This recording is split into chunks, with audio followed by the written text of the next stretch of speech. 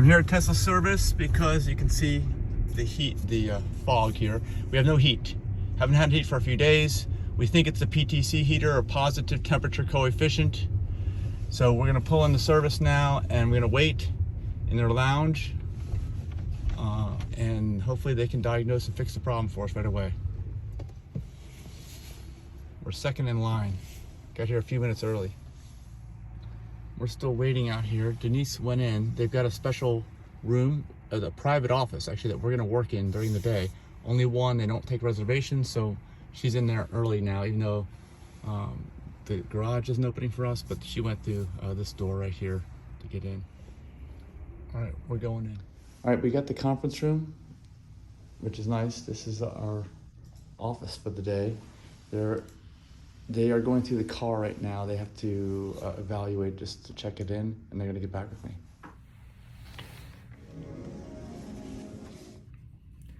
Okay, I checked with the service technician.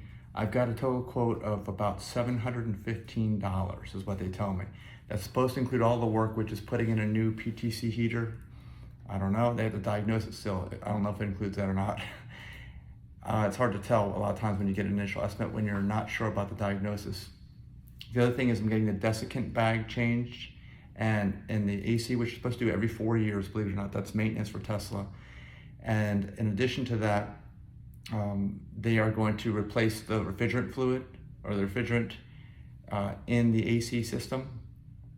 And also they're gonna check my front stabilizer bar to make sure all the bolts are tight and to see if it needs new bushings or not, because I've been hearing a little bit of noise in the front suspension. I think that's what it is. It's the only component I haven't touched so far in the front suspension. And you saw the mileage, 266,000. So we'll see how it goes. They told me also end of day, 6 p.m., but we're waiting. We have the special conference room here, which is nice. So we're on the road, and this is a great benefit, but we had to get here, as you saw, super early and make sure that Denise went in here and got the room before anybody else did.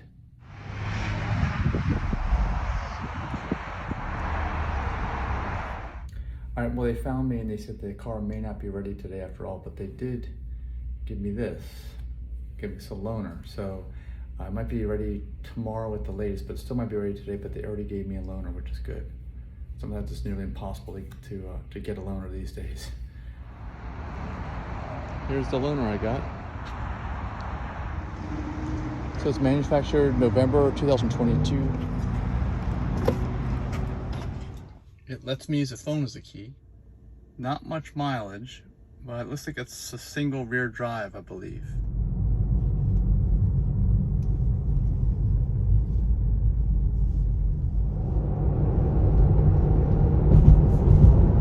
Avoids the bikers. Well, I dropped my car off on Friday, waited most of the day.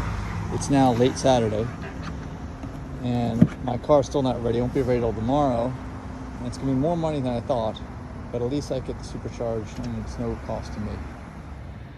Well, unfortunately, it's Sunday late, sunset, and the vehicle still is not ready. I was able to arrange with Tesla. They were really nice. They let me in here on Super Bowl Sunday. They all left at 6 o'clock and they closed on Sunday. Hopefully the vehicle will be ready tomorrow, but we have the loaner car still. We're going to Naples. We were able to get all of our stuff. That was a big thing because we have this talk, and then the car is supposed to be ready on Friday. Not ready Saturday, not ready Sunday, but hopefully Monday or Tuesday. We also saw 3 Cybertrucks in there ready for delivery. Right? Yeah. 3. 4. Actually. 4? Oh. All right, well, guess what? It's Tuesday and we still have this car. We're not back in our car. Apparently it's taking much longer than they thought to fix the heater. It's the fuse that they replaced. Usually when the heater goes, the fuse blows. They all go together, and that's why everything shuts down.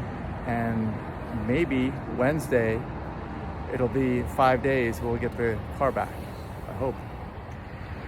But at least for now, we get free supercharging. Like, I always get free supercharging on my car, but this is free. And a new car with, well, now it has over 7,000 miles on it now, with all the driving I've been doing.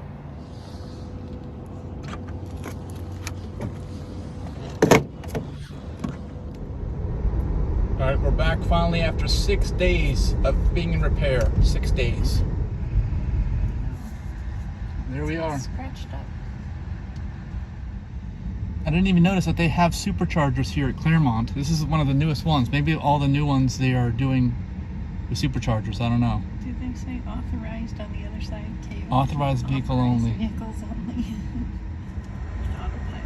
I don't even know what this thing is. It's in the parking lot. Let me know if you know what this is.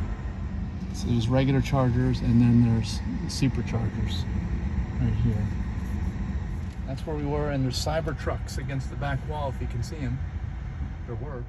All right, so the final bill is $1,600 for new PTC heater, and also change the desiccant bag, which you should do every 4 years. It picks up the shards that flow through the air conditioning refrigerant lines, and it fills up. So that was $1,600, and $522 for the PTC heater fuse, which usually blows when the PTC heater goes bad. And so $2,200 total bill for this. Wow, this feels so much bigger than the Model 3, so much. I also don't feel like I'm climbing out of a hole when I get in and out of this thing. Also, yeah, they emptied my stuff and put it in the back. I gotta refit all of this in here. Just a few tools in my front. And here's what the PTC heater looks like, and the desiccant bag, used one. They access the heater through here. That's where the PTC heater goes. It goes back in there.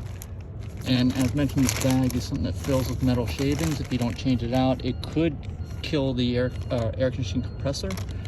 And check TeslaHighMileageClub.com. Look at one of the pin posts, because the bigger killer is not cleaning your radiator or condenser, but this still is a factor, so get it changed out every 4 years. Here's the heater unit, and remember, only older Teslas have PTC heaters at this point. Newer ones use heat pumps, which are not as hot, but they also don't require a replacement like this, but your compressor probably won't last as long because it's also used dual purpose for heating and cooling.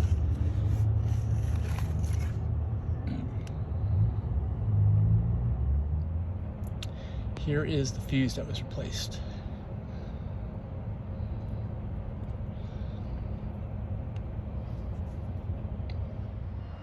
You can see how much stuff is in the front. It is totally, it's like a jigsaw puzzle. I don't think they even wanted to try to do this. You see stuff everywhere.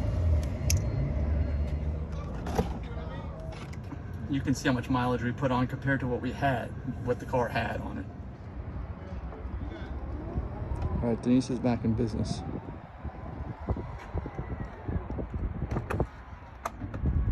Don't forget to join to share your experience. Another thing we're glad to not have this car for is the smells. The air intake, I don't know, it picks everybody's exhaust up and you breathe it in. Plus there's no HEPA filtration like in the Model X. So we're glad to get that back. But what's nice about this is it has a power trunk. Like I think the early Model 3s didn't have that. But this one does, the newer ones apparently.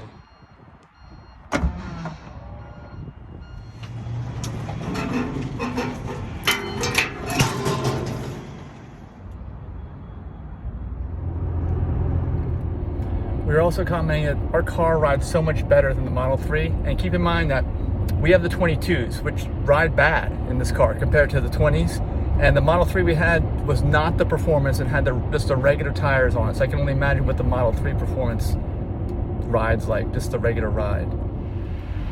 All right, to follow up on this video with Tesla, it's about 8 days later, it's raining, and we noticed that the wipers aren't working. This has happened before when I got air conditioning service in the past, and what happens is somehow the passenger wiper arm gets bent out of alignment when they're working on this system, which I guess is between the firewall, or not a firewall, dash and frunk, and they bent it somehow. So I'm taking it back right now. They said they would see me right away, which is great, so we'll see if they can fix it right away.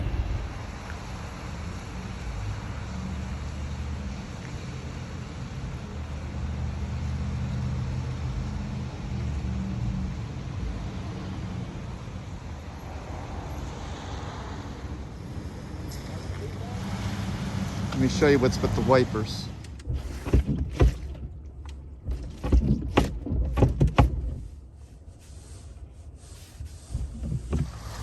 So for what's wrong with the wipers, in the service mode, you can see it's touching the glass.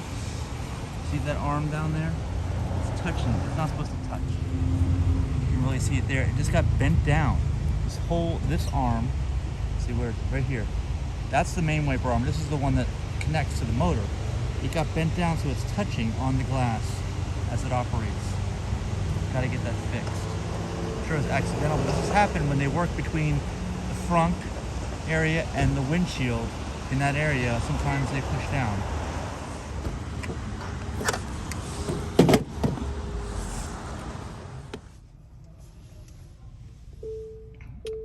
All right, so they fixed it. It was an adjustment. They have to take these wipers off to do that air conditioning work, and if they don't adjust it properly, then it binds. It makes contact. So we're backing out the door. So they helped us out. Fix this right away while we waited, which is good.